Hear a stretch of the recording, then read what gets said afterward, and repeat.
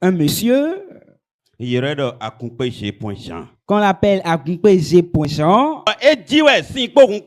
Il a été une personne qui a vécu sur cette terre et c'est par lui que est passé le message de l'eau et du sang. Souvenez-vous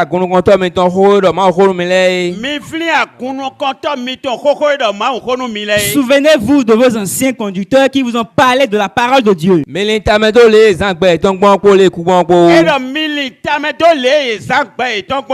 De considérer la manière dont ils ont vécu sur cette terre. Au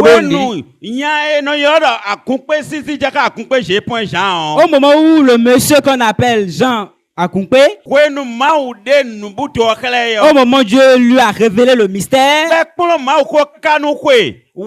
et il a appris la parole de Dieu durant 2 ans. Quand il a commencé par propager le message, son nom a changé. Et on lui appelait qu'il n'existe pas de bougie, qu'il n'y avait pas de l'huile. Et c'est celui qui lui a appris la parole qui a dit cela. Et quand il a commencé par propager cela, ceux qui arrivaient à survécu sans ces choses-là, ils ne les vendaient plus des bougies, mais ces personnes retrouvaient la guérison. Car Jésus-Christ,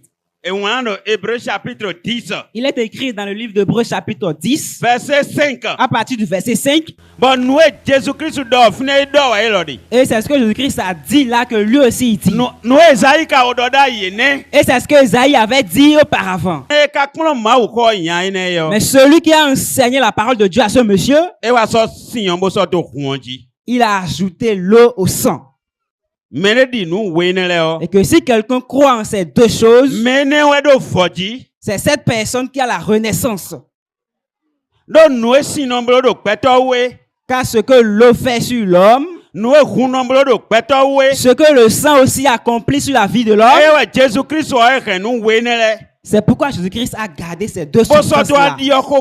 Et il est venu pour changer les anciennes choses. C'est en cela qu'il a dit à Nicodème, et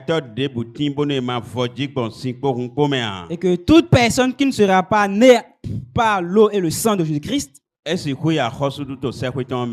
ne peut pas hériter le royaume des cieux. Et il est resté ferme là-dessus. Et nous a enseigné le bon message.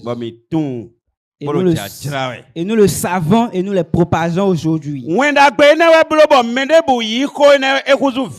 C'est à travers ce message que toute personne qui va croire à cela devient l'enfant